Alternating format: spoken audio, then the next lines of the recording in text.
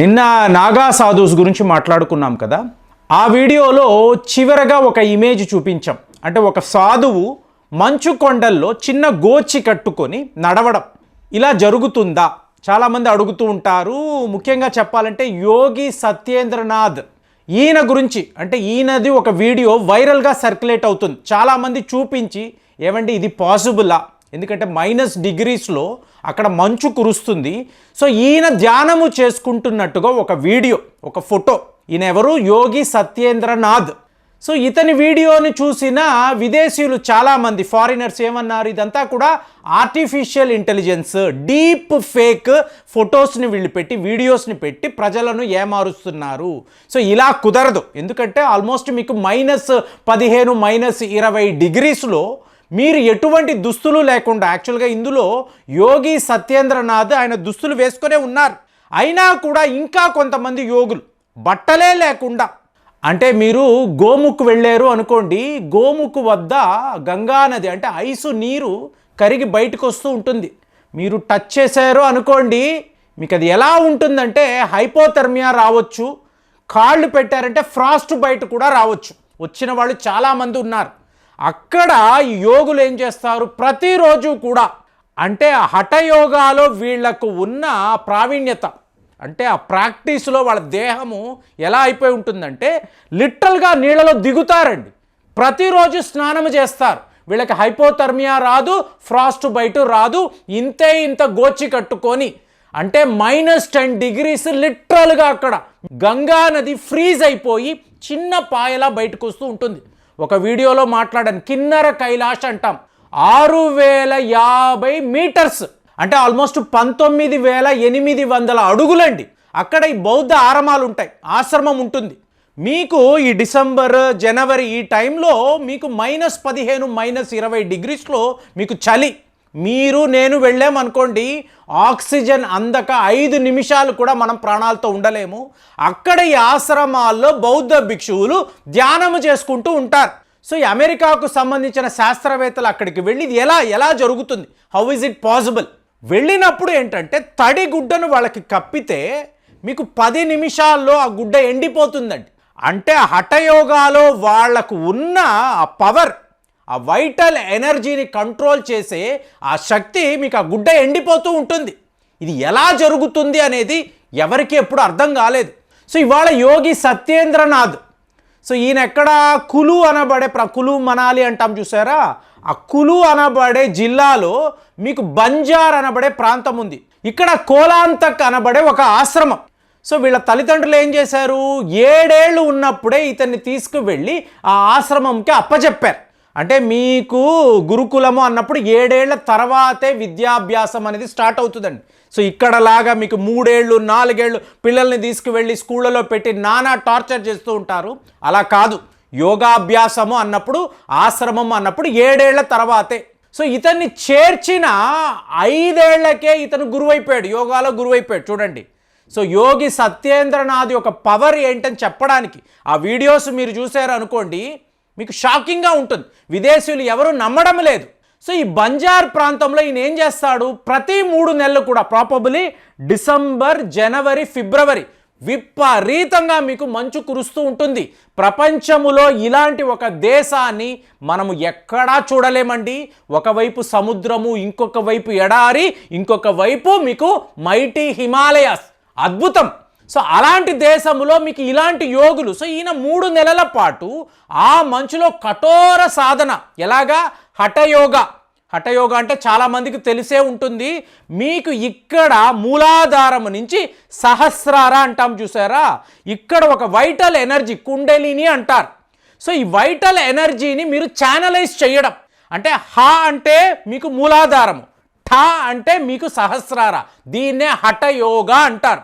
అంటే మీ physical endurance అనేది ఎక్స్ట్రాడినరీగా ఉండాలి. ఇప్పుడు మనం ఏం మాట్లాడతాము, దేహము, మనసు అంటాం, బ్రెయిన్ కూడా దేహమే అండి.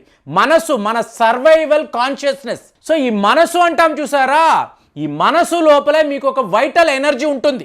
ఈ వైటల్ ఎనర్జీ అనేదే మీ దేహాన్ని, మనసును కలిపి ఉంచే ఒక ప్రక్రియ. ఎప్పుడైతే ఈ ప్రాణశక్తి అనేది తగ్గిపోతుందో మనిషిలో ఉండే శక్తి అనేది పూర్తిగా నశిస్తుంది. తరువాతే మనము మరణము అని మాట్లాడతాం.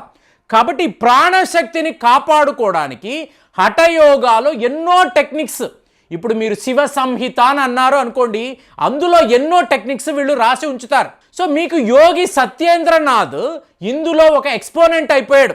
12 ఏళ్లకే గురువు. అందుకే ఈయన ఇష్పుత్ర అంటారు. అంటే ఇష్నాథుడు అనేది ఈయన గురువు గారి పేరు. ఇష్నాథ యొక్క శిష్యుడు కాబట్టి ఇష్పుత్ర అంటారు.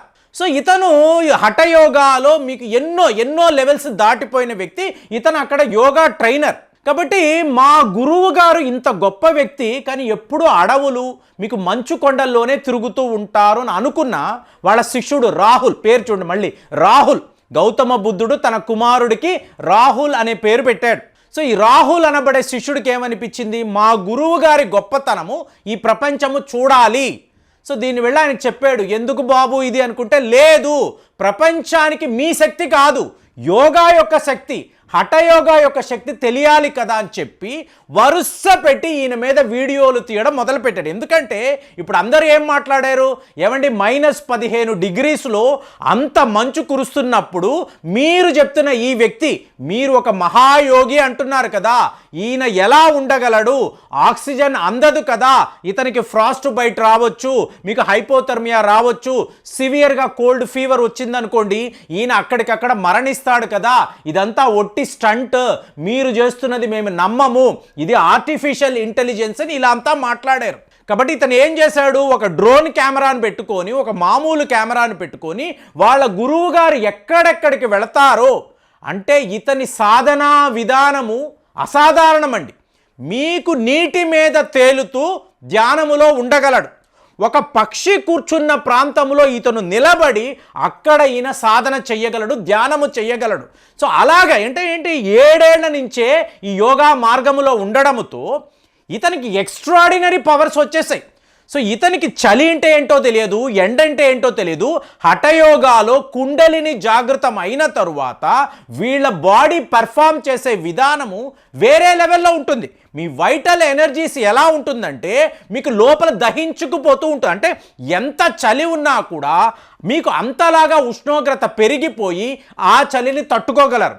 ఒకవేళ ఎండల్లో ఎడారిలో ఉన్నారు అనుకోండి, ఆ దేహములో కుండలిని జాగృతం చేసి ఉంచుతారు కాబట్టి మీకు ఆ ఎండను వీళ్ళు కంట్రోల్ చేయగలరు. ఇలాంటి ఒక హఠయోగాలో ఈయన ఒక ఎక్స్పోనెంట్, ఒక గొప్ప గురువు కాబట్టి వాళ్ళ శిష్యుడు ఈ వీడియోస్ అంతా కూడా తీసి ప్రపంచానికి చూపించాడు. అంటే ఇక్కడ మా గురువు గారు ఇంత గొప్పవారు అని కాదండి, హఠయోగా యొక్క గొప్పతనము, అసలు యోగ సాధన చేసినప్పుడు మీలో మీ వైటల్ ఎనర్జీ ఎలా క్రియేట్ అవుతుంది, ఆహారమే లేకుండా ఎన్ని రోజుల పాటు మీరు ఉండగలరు. సో అలాంటి అంటే సూర్యుడి నుంచి ఆహారం తీసుకుంటారండి, ఫుడ్డే అక్కర్లేదు, సూర్యుడి నుంచి ఆహారము, ప్రకృతి నుంచి ఆహారము తీసుకొని వీళ్ళు బతకగలరు. అలాంటి మీకు అసాధారణమైన టెక్నిక్స్ అంతా కూడా యోగాలో ఉండడం కాబట్టే కిన్నెర కైలాష్లో 19,800 అడుగులు పైన ఆశ్రమము, అక్కడ వీళ్ళు ఎటువంటి ఆక్సిజన్ లేకుండా ఎలా బతకగలరు, బతకడము కాదండి, ఆ చలిని వీళ్ళు కంట్రోల్ చేయగలరు. అంటే మానవ దేహములో, మానవ మనసుకు మీకు ఏ రోగము వచ్చినా మీ దేహానికి ట్రీట్మెంట్ ఇస్తారు కాదండి, మీ మనసుకే ట్రీట్మెంట్ ఇవ్వాలి. మనసుని ఎప్పుడైతే మీరు మీ ఆధీనములో ఉంచుకుంటారో ఆటోమేటిక్గా మీ ఫిజికల్ బాడీ కూడా మీ కంట్రోల్లోకి వస్తుందనేది మీకు హఠయోగాలో చాలా పెద్ద ఒక విద్యాభ్యాసముగా చెప్తారు. అలాగా మీకు యోగి సత్యేంద్రనాథ్ ఇలాంటి ఫీట్స్ ఎన్నో చేసి ప్రపంచానికి హఠయోగా యొక్క గొప్పతనాన్ని ఆయన తెలియజేశాడు. సో దీన్ని మీరు ఆర్టిఫిషియల్ ఇంటెలిజెన్స్లో తీసేయరని చెప్పి విదేశీయులు మాట్లాడితే దాన్ని మనము ఎలా చూడాలి, మన దేశములో పుట్టిన ఆది యోగి అనబడే శివుడు, ఆయన మనకు ఇచ్చిన ఒక వరము యోగా. మరి అలాంటి దాన్ని వీళ్ళు అవహేళన చేస్తే వీళ్ళని ఏమనాలి? కామెంట్స్లో రాయండి. మళ్ళీ వచ్చే వీడియోలో కలుద్దాం. జై హింద్.